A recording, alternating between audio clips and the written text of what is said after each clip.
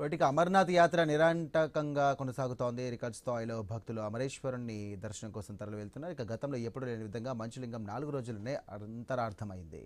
దీంతో కొంతమంది భక్తులు నిరుత్సాహానికి గురయ్యారు. అమర్నాథ్ యాత్రపై మరింత సమాచారం మా correspondent Kranthi Kumar face to face. గతంలో ఎప్పుడు లేనంతగా రికార్డు స్థాయిలో నమోదవుతుంది. లక్షలాది మంది యాత్రికులు అమర్నాథ్ దర్శనం కోసం వస్తున్నారు. అయితే ఇక్కడ కొద్ది అమర్నాథ్ యాత్రికులను నిరుత్సాహపరిచే విషయం అయితే ఒకటి చోటు చేసుకుంది. మంచులింగం 5 రోజుల లోపలే కరిగిపోయింది. దీంతో కొంతమంది అమర్నాథ్ దర్శనంకి వచ్చిన వాళ్ళు నిరుత్సాహపడుతున్నారు. భద్రతా దళాలు పూర్తి స్థాయిలో కట్టుదిట్టమైన ఏర్పాట్లు చేయడంతో పాటు ఇక్కడ బాల్తాల్ నుంచి అమర్నాథ్ గుహకెళ్లే రోడ్డును మంచిగా అభివృద్ధి చేయడంతో ఒకే రోజు ఎక్కువ మందిని పంపించే అవకాశం ఉంటుంది. ఇప్పుడు మనం చూసుకున్నట్లయితే జూలై 3వ తారీఖు యాత్ర ప్రారంభమైంది. జూలై 3 నుంచి ఈ రోజు వరకు 8వ తారీఖు వరకు చూసుకున్నట్లయితే దాదాపుగా 1,50,000 మందికి ఇప్పటికే దర్శనం పూర్తయింది.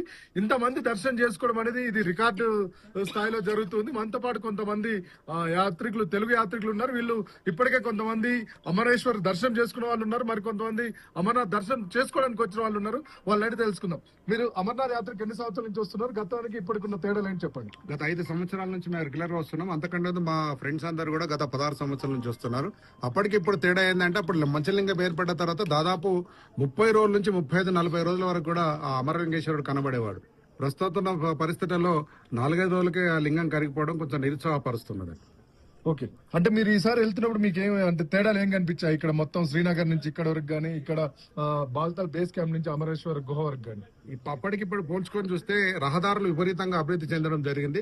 దాంతో వెహికల్ మూవ్మెంట్ విపరీతంగా ఉంది. ఆ వెహికల్ మూవ్మెంట్ చేయగానే ఆ పొల్యూషన్ తోటి అనుకుంటా తద్వారానే అమరలింగేశ్వరుడు తొందరగా కరిగిపోయే ఆస్కారం కనబడుతుంది. ఇక్కడ బాల్తాల్ నుంచి కూడా మనము అమరలింగేశ్వర స్వామి దగ్గరికి మనం మంచలింగం దగ్గరికి వెళ్తుంటే కూడా చాలా వరకు రోడ్డు కానీ లేకుంటే పార్కింగ్ టైల్స్ కానీ మిగతా కూడా ఏర్పాట్లు బ్రహ్మాండంగా చేయడం జరిగింది. గతంలో వెళ్లి రావడం అంటే అదొక సాహసోపేతమైన యాత్ర.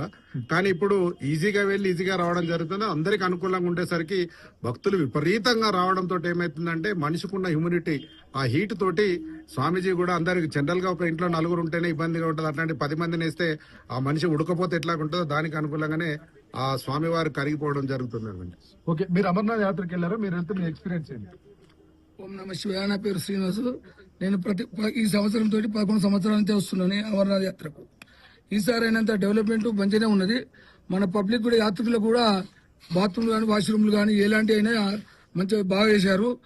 మీది దాకా మనం రోడ్ వేసుడు కారణం చేస్తున్నా మరి దేనికో తెలియదు. కానీ అమరలింగేశ్వరుడు ఈ సంవత్సరమే 11 సంవత్సరాల నుంచి నేను చూశాను. ఈ సంవత్సరం మాత్రమే 5 రోజులు 4 రోజులే ఉన్నది. కానీ చాలా బాగా అనిపించింది. కానీ ఇది సాహసమైన యాత్ర కానీ దాన్ని ఈజీ వేసారు. కానీ ఈ తెలుగు భోజనాలు పెట్టుట్లా యాత్రికులు కూడా తెలంగాణ నుంచి సౌత్ నుంచి కానీ అందరూ దర్శనానికి రావాలని ఆతృతతో వచ్చి దర్శనం చేసుకోవాలని వస్తున్నారు. అమ్మ, మీరు ఇప్పుడు దర్శనం చేసుకోలేదని చెప్పారు కదా, ఇంకా మరి ఇప్పుడు అక్కడ గుహలో మంచులింగం లేదు. మరి ఇప్పుడు మీరు గుహ దగ్గరికి వెళ్తారా?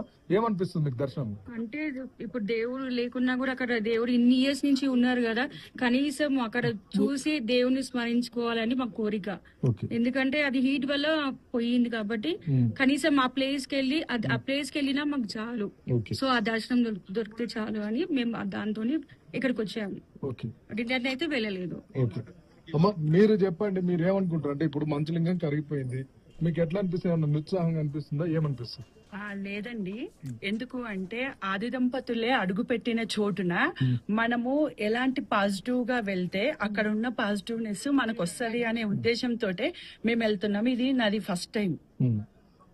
అదండి, అంటే ఇక్కడ పరిస్థితులు అయితే అన్ని చాలా బాగున్నాయి. దేవుడి దయ. ఇంకా మనకు రాను అంటే నెక్స్ట్ ఇయర్ కి కూడా ఎలా ఉంటుందో తెలియదు. ఈ ఇయర్ కి నాకు ఇలాగా ప్రాప్తి ఉందని చాలు. ఈ జన్మకు ఇది చాలా తృప్తిగా ఉందండి. అంటే మీరు దర్శనం చేసుకున్నారా లేదా? ఇప్పుడు మంచు విగ్రహం కరిగిపోయింది, దీని గురించి మీరు వచ్చే భక్తులకు ఏం చెప్తారు? ఏం పరిస్థితి? మేము దర్శనం చేసుకున్నాము. మేము చేసుకున్నప్పటికీ కూడా 90% కరిగిపోయింది. అయినా కూడా మేము అక్కడున్న పవిత్రత కోసం వెళ్ళాము. అక్కడ స్వామి ఆదిప దంపతులు వాళ్ళు నడియాడిన స్థలము.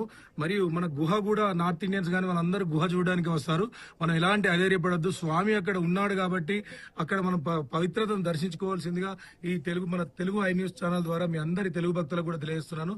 రండి, నిశ్చితంగా దర్శనం చేసుకోండి.